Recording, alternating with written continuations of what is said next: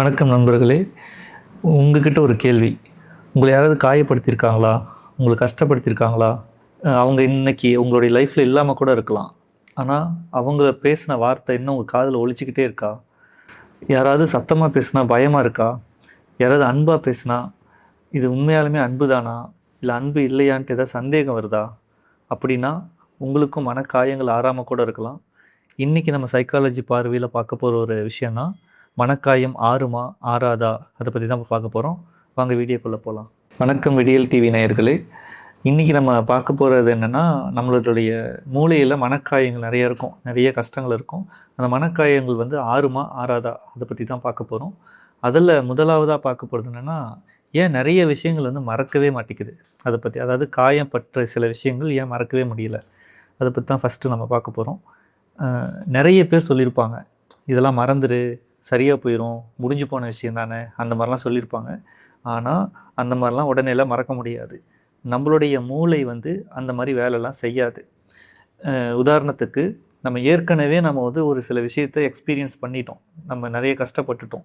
அந்த ஒரு விஷயம் வந்து நம்மளுடைய மூளையில என்ன பண்ணும்னா, ஒரு எச்சரிக்கை நினைவாக சேமிச்சு வச்சுக்கும்.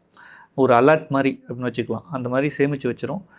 எக்ஸாம்பிள் என்னன்னா, அதே மாதிரியான நம்ம காயப்படுத்துனாங்க இல்லையா? அந்த மாதிரியான ஒரு யாராவது பேசுனாங்கனாவோ, இல்ல அந்த மாரி வாய்ஸ் கேட்குது, ஏதோ ஒரு சவுண்ட் கேட்குது அப்படின்னாவோ, இல்ல அந்த மாதிரியான சூழ்நிலைகள் அமையுது அப்படி இருந்தாலோ, இல்ல அதே மாதிரியான மனிதர்களை நம்ம பார்க்கும்போதோ, நம்மளுடைய உடல் வந்து ஒரு பதட்ட நிலைக்கு போயிரும்.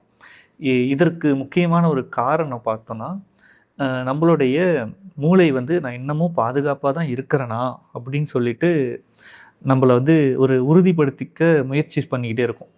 நான் பாதுகாப்பா தான் இருக்கிறேனா இல்லையா அப்படின்னு ஒரு ஒரு முயற்சி பண்ணிக்கிட்டே இருக்கும். இது பலவீனம்லாம் கிடையாது. ஏற்கனவே நம்ம லைஃப்ல ஒரு ட்ராமா நடந்துருச்சு. நம்ம லைஃப்ல ஏதோ ஒரு பழைய விஷயங்கள், நிறைய விஷயங்கள் கஷ்டப்பட்டுட்டோம், காயப்பட்டிருப்போம். அந்த ட்ராமா ஒண்ணு நடந்திருக்கு. அதனால அது எல்லாருக்குமே வரக்கூடிய ஒரு இயல்பான ஒரு நிலை தான். அதனால எனக்கு மட்டும் தான் அது இருக்கா அப்படின்லாம் யோசிக்க வேண்டாம். இது ஒரு இயல்பான ஒரு நிலை தான்.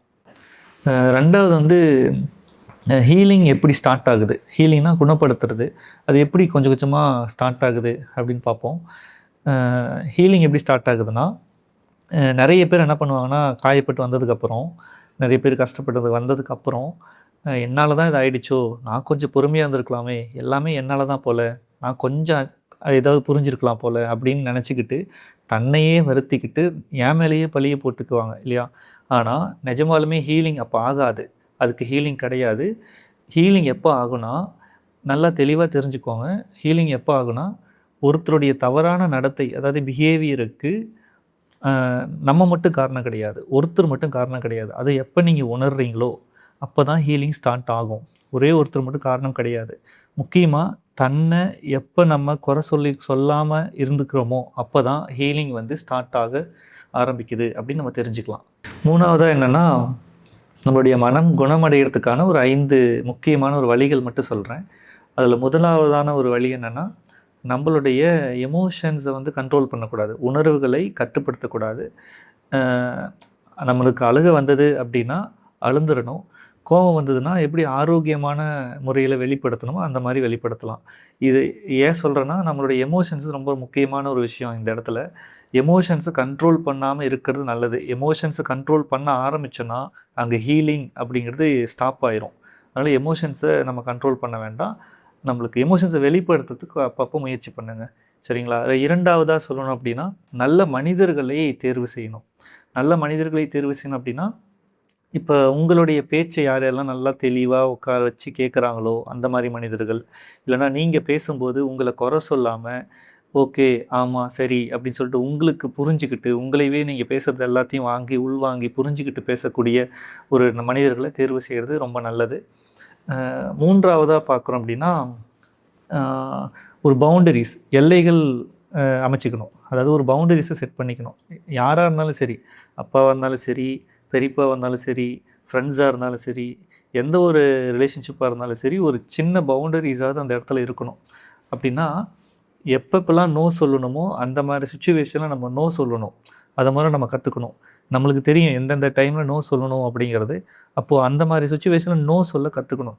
சரி, அப்பா தானே, பெரியப்பா தானே, ஃப்ரெண்டு தானே அப்படின்னு நம்ம யோசிக்கக்கூடாது. எந்த மாதிரி சுச்சுவேஷனில் அந்த சூழ்நிலைக்கு தகுந்த மாதிரி நோ சொல்லணும்னு உங்களுக்கு தோணுதுன்னா அதை நீங்கள் நோ ஓப்பனாக சொல்லணும். இது ஒரு வழியாக இருக்கும். 4வதாக பார்த்தோம் அப்படின்னா செல்ஃப் கம்பேஷன் அப்படின்னா, இப்போ உங்களுடைய சூழ்நிலையில் நீங்கள் இப்போ எப்படி இருக்கீங்களோ அதே சூழ்நிலையில் உங்களுக்கு பிடிச்ச ஒருத்தர் இல்லைன்னா உங்கள் பெஸ்ட்டு ஃப்ரெண்ட் அப்படி வச்சுக்கலாம், அந்த மாதிரி ஒரு நபர்கிட்ட போயிட்டு நீங்கள் ஆறுதலாக சொல்லுவீங்க இல்லையா? எவ்வளோ ஆறுதலாக சொல்லுவீங்க. ஏன்னா உங்களுக்கு பிடிச்சவங்கிறதுனால நீங்கள் ரொம்ப நல்லாவே சொல்லுவீங்க. அப்போது அந்த விஷயத்த உங்களுக்குள்ளேயே நீங்கள் சொல்கிறதுக்கு முயற்சி பண்ணணும். அதான் செல்ஃப் கம்பேஷன் அப்படின்னு சொல்லுவோம். 5வதான ஒரு விஷயம் ப்ரொஃபஷனல் ஹெல்ப் ரொம்ப முக்கியமான ஒரு விஷயமா இருக்குது. ஏன்னா மனக்காயங்கள் வந்து ஒரே நாளில் ஆறாது. சில பேருக்கு நீண்ட நாட்கள் கூட போகலாம். அந்த டைமில் ஒரு நல்ல ப்ரொஃபஷனலில் தேடி போகிறது ரொம்ப நல்லது. ஒரு சைக்காலஜிஸ்ட்டோ இல்லை மென்டல் ஹெல்த் ப்ரொஃபஷனலையோ பார்க்குறது ரொம்ப நல்லது. அவங்க உங்களுக்கு சீக்கிரமாக ஆரோக்கியமாகக்கூடிய சில வழிகளெல்லாம் சொல்லி கொடுப்பாங்க. இன்னொரு விஷயம் நினைவில் வச்சுக்கோங்க, ஹீலிங் அப்படிங்கிறது ஒரே நாளில் நடக்கக்கூடிய விஷயம் கிடையாது. இது வந்து ஒரு சில பேருக்கு ஒரு வாரம் ஆகலாம், ஒரு மாதம் ஆகலாம், நீண்ட மாதங்கள் கூட ஆகலாம். இன்றைக்கி ஒரு மனம் வந்து எப்படி இருக்குது, இன்றைக்கி வந்து வலிமையாக இருக்கும், நாளைக்கு திரும்ப டவுன் ஆயிரும்.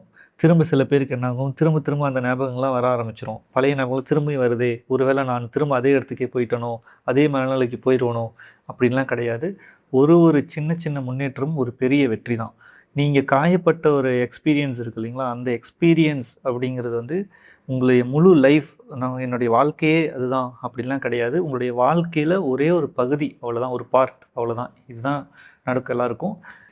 நீங்கள் உடைந்த மனிதர்களில் குணமாகக்கூடிய மனிதர்கள் அப்படிங்கிறத நினைவில் வச்சுக்கிட்டு நம்முடைய லைஃப்பை ரன் பண்ணுறதுக்கு நம்ம ஸ்டார்ட் பண்ணிக்கலாம். முக்கியமாக நிறைய சோர்ஸஸ் இருக்குது, கவுன்சிலிங் இருக்குது, நிறைய மென்டல் ஹெல்த் ப்ரொஃபஷனல்ஸ் இருக்காங்க. அவங்கள தேடி போனீங்கன்னா இன்னும் கொஞ்சம் சீக்கிரமாக அந்த ஹீலிங்லேருந்து வெளியே வர்றதுக்கு அவங்க வந்து முயற்சி பண்ணி கொடுப்பாங்க. நிறைய ப்ராக்டிஸ் கொடுப்பாங்க. அதிலேருந்து நம்ம வெளியே வந்துடலாம். நன்றி. மீண்டும் வேறொரு நிகழ்ச்சியில் சந்திப்போம். வணக்கம்.